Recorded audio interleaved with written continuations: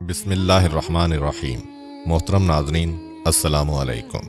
ایک دفعہ حضرت معاذ ابن جبل رضی اللہ عنہ گریہ کرتے ہوئے حضور اکرم صلی اللہ علیہ وآلہ وسلم کی خدمت میں حاضر ہوئے اور آپ پر سلام کیا۔ حضرت صلی اللہ علیہ وآلہ وسلم نے سلام کا جواب دیا اور پوچھا، کیوں گریہ کر رہے ہو؟ جناب معاذ نے عرض کی، آقا، مسجد کے دروازے پر ایک خوبصورت نوجوان آیا ہوا ہے اور زارو کتار گریہ کر رہا ہے۔ وہ ایسے رو رہا ہے جیسے ایک ماں اپنے جوان بیٹے پر روتی ہے، اور آپ صلی اللہ علیہ وآلہ وسلم سے ملاقات کا خواہش مند ہے۔ آپ نے فرمایا، کوئی بات نہیں، اسے اجازت ہے۔ پس وہ جوان حضرت صلی اللہ علیہ وآلہ وسلم کی خدمت میں حاضر ہوا اور آپ پر سلام کیا، اور آپ نے سلام کے جواب کے بعد اس سے پوچھا کہ کیوں رو رہے ہو؟ اس نے عرض کیا، میں نے ایسا گناہ کیا ہے کہ اللہ تعالیٰ مجھے معاف نہیں کرے گا اور مجھے دوزخ میں ڈال دے گا۔ پیغمبر اکرم نے فرمایا، کیا تو اللہ کے ساتھ کسی کو شریک ٹھہراتا ہے؟ اس نے عرض کی، نہیں۔ تو آپ نے فرمایا، کیا تو نے کسی محترم ہستی کا قتل کیا ہے؟ اس نے جواب دیا، نہیں۔ تو پھر آپ نے فرمایا، کیا تیرا گناہ پہاڑوں سے بھی بڑا ہے؟ اس نے جواب دیا، جی ہاں، میرا گناہ پہاڑوں سے بھی بلند و بالا ہے۔ پھر آپ نے فرمایا، کیا تیرا گناہ 7 زمینوں، دریاؤں، ریت کے ذروں، درختوں اور جو کچھ خدا نے بنایا ہے، مثلاً آسمان، ستاروں، عرش اور کرسی سے بھی بڑا ہے؟ اس نے عرض کیا، جی ہاں، میرا گناہ ان سب چیزوں سے بڑا ہے۔ پھر آپ صلی اللہ علیہ وآلہ وسلم نے فرمایا کہ اب تو اپنا گناہ بیان کر۔ پھر اس نے اپنی داستان یوں بیان کی کہ میں 7 سال سے قبریں کھود کر مردوں کے کفن اتار کر بازار میں فروخت کرتا رہا ہوں۔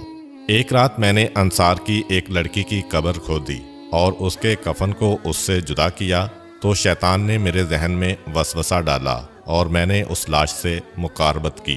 جب میں واپس آ رہا تھا تو لاش سے آواز آئی، اے جوان، تجھے خدا کی حکومت سے کوئی خوف نہیں آتا؟ تجھ پر افسوس ہو کہ آتش دوزخ تمہارا مقدر ہے۔ جوان کہنے لگا، یا رسول اللہ صلی اللہ علیہ وآلہ وسلم، اب بتائیں کہ میں کیا کروں؟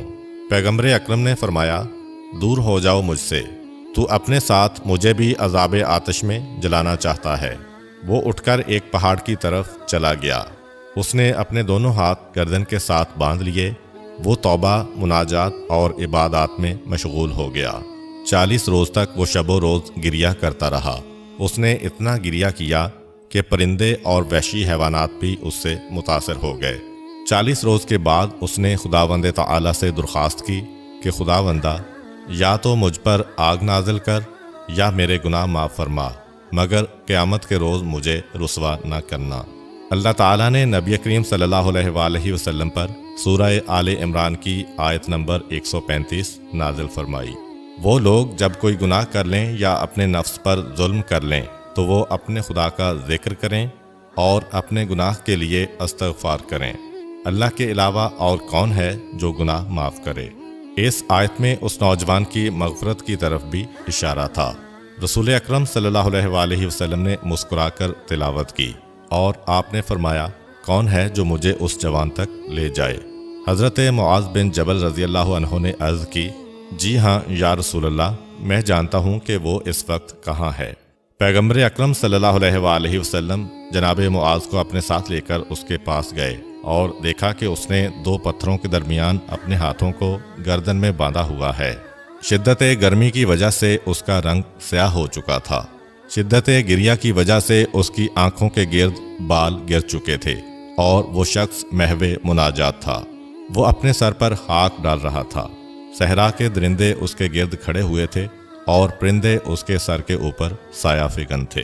پیغمبر اکرم صلی اللہ علیہ وآلہ وسلم اس کے پاس گئے اور اپنے دست مبارک سے اس کے ہاتھ آزاد کیے، اس کے چہرے سے خاک کو صاف کیا اور کہا، اے جوان، تجھے بشارت ہو کہ اللہ تعالیٰ نے تجھے آتش دوزخ سے نجات دی۔ آپ نے اصحاب سے کہا کہ دیکھو، اپنے گناہوں کی تلافی اس طرح کیا کرو۔ پچھلے زمانے میں ایک شخص رہتا تھا۔ اس نے حلال طریقے سے دنیا تلاش کی مگر ناکام رہا۔ اس کے ہاتھ دنیا نہ آئی۔ اس نے حرام طریقوں سے دنیا طلب کی، پھر بھی ناکام رہا۔ اس کے ہاتھ دنیا نہ لگی۔ ایک مرتبہ ابلیس انسانی شکل میں اس کے سامنے آ گیا اور کہا، تم نے حلال و حرام طریقوں سے دنیا حاصل کرنے کی کوشش کی مگر ناکام رہے۔ اگر تم میرے کہنے پر عمل کرو تو تمہارے پاس دنیا کی کوئی کمی نہیں رہے گی، اور بہت سے افراد تمہاری پیروی کرنا اپنے لیے باعث سعادت سمجھیں گے۔ اس شخص نے کہا، میں تیری بات پر ضرور عمل کروں گا۔ ابلیس نے اسے مشورہ دیا، تو ایک نیا دین و مذہب ایجاد کر لے اور لوگوں کو اس کی دعوت دے۔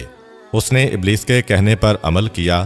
آہستہ آہستہ لوگ اس کے پیروکار بنتے گئے اور اس کے پاس دولت کے ڈھیر جمع ہو گئے۔ پھر اس نے کچھ عرصے کے بعد سوچا کہ میں نے بہت غلط کام کیا ہے، میں نے لوگوں کو گمراہ کیا۔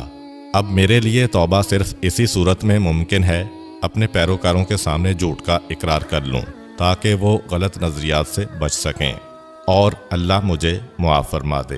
چنانچہ اس نے اپنے پیروکاروں کا اجتماع بلا کر اعلان کیا کہ میں نے اب تک تمہیں گمراہ کیا تھا اور جو کچھ بیان کرتا تھا وہ سب باطل اور جھوٹ پر مبنی تھا۔ انہوں نے کہا، تو اب جھوٹ بول رہا ہے اور تو اپنے دین میں شک کر کے گمراہ ہو گیا ہے۔ یہ کہہ کر اس کے پیروکار وہاں سے چلے گئے۔ اس شخص نے اپنے آپ کو طوق و زنجیر میں قید کر لیا اور ارادہ کیا کہ جب تک اللہ تعالیٰ میری توبہ قبول نہ کرے گا میں یہ طوق و زنجیر جدا نہیں کروں گا۔ اللہ تعالیٰ نے اس وقت کے نبی کو وحی فرمائی کہ تم اس شخص سے کہہ دو کہ اللہ فرماتا ہے، مجھے اپنی عزت کی قسم، اگر تو اتنی گریہ و زاری کرے کہ تیرے وجود کا بند جدا ہو جائے تو بھی میں تیری توبہ قبول نہیں کروں گا اور نہ ہی تیری کوئی دعا قبول کروں گا جب تک تو ان لوگوں کو زندہ نہ کرے جنہیں تو نے گمراہ کیا تھا اور وہ اسی گمراہی میں مر گئے۔ علی ابن ابی حمزہ روایت کرتے ہیں کہ سلاطین بنی امیہ کا ایک کاتب میرا دوست تھا اور اس نے مجھ سے اصرار کیا کہ میں اس کے لیے امام جعفر صادق علیہ السلام سے ملاقات کی اجازت طلب کروں۔ میں نے امام جعفر صادق علیہ السلام سے عرض کیا کہ سلاطین بنی امیہ کا ایک کاتب آپ سے ملنے کا خواہش مند ہے، اگر آپ اجازت دیں تو میں اسے آپ کی خدمت میں پیش کروں۔ آپ نے اجازت دی تو میں اسے امام عالی مقام کی خدمت میں لے گیا۔ اس نے امام عالی مقام کو سلام کیا اور بیٹھ گیا۔ پھر اس نے عرض کی، فرزند رسول صلی اللہ علیہ وآلہ وسلم، میں ایک عرصہ تک سلاطین بنی امیہ کا کاتب رہا اور ان کے دفتروں میں کام کرتا رہا، اور دوران ملازمت میں نے بہت سی دولت جمع کر لی، اور دولت کی جمع آوری کے لیے میں نے کبھی حلال و حرام کی تمیز نہ کی تھی۔ امام جعفر صادق علیہ السلام نے فرمایا، اگر بنی امیہ کو ایسے افراد نہ ملتے جو ان کے کاتب بنتے اور جو ان کے لیے خراج کی رقم وصول کرتے اور ان کی طاغوتی حکومت کے لیے جنگ کرتے اور ان کے درباروں کی زینت بنتے، تو وہ کبھی بھی ہمارا حق چھین نہیں سکتے تھے۔ اگر لوگ ان سے عدم تعاون کا مظاہرہ کرتے تو انہیں یہ جرت نہ ہوتی کہ لوگوں کے حقوق غصب کرتے اور ان کے ہاتھ میں کچھ بھی نہ رہتا۔ اس شخص نے عرض کی کہ میرے لیے اب نجات کی کیا صورت ہے؟ آپ نے فرمایا، میں تیری رہنمائی کرتا ہوں، اور کیا تو میرے فرمان پر عمل کرے گا؟ اس نے کہا، جی ہاں۔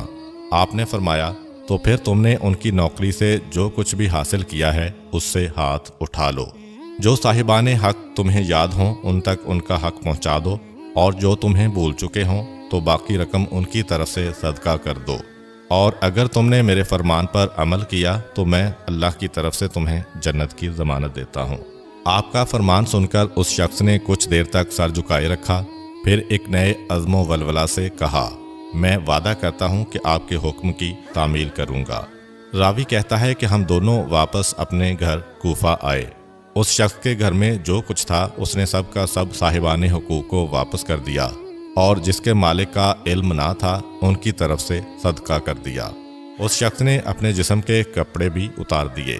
میں نے اس کے لیے اپنے ایمانی بھائیوں سے تعاون کی درخواست کی، اور ہم نے اسے کپڑے لا کر دیے، اور اس کے اخراجات کے لیے ہم نے کچھ رقم بھی اس کے حوالے کی۔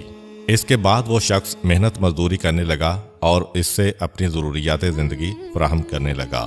چند ماہ بعد وہ بیمار ہوا۔ میں اس کی عیادت کے لیے اس کے گھر گیا تو دیکھا کہ اس پر نزاع کا عالم طاری تھا، اور جیسے ہی اس نے آنکھ کھولی اور مجھے دیکھا تو کہا، آپ کے مولا و آقا نے اپنا وعدہ پورا کر دیا۔ یہ الفاظ کہہ کر وہ دنیا سے رخصت ہو گیا۔ اور ہم نے اس کی تجہیز و تکفین کے فرائض سر انجام دیے۔ کچھ عرصے بعد امام جعفر صادق علیہ السلام کی خدمت میں حاضر ہوا تو آپ نے مجھے دیکھ کر فرمایا، ہم نے تمہارے دوست سے کیا ہوا وعدہ پورا کر دیا۔ میں نے عرض کی، بے شک آپ صحیح کہتے ہیں، میرے دوست نے بھی عالم نظام میں مجھے یہی کہا تھا۔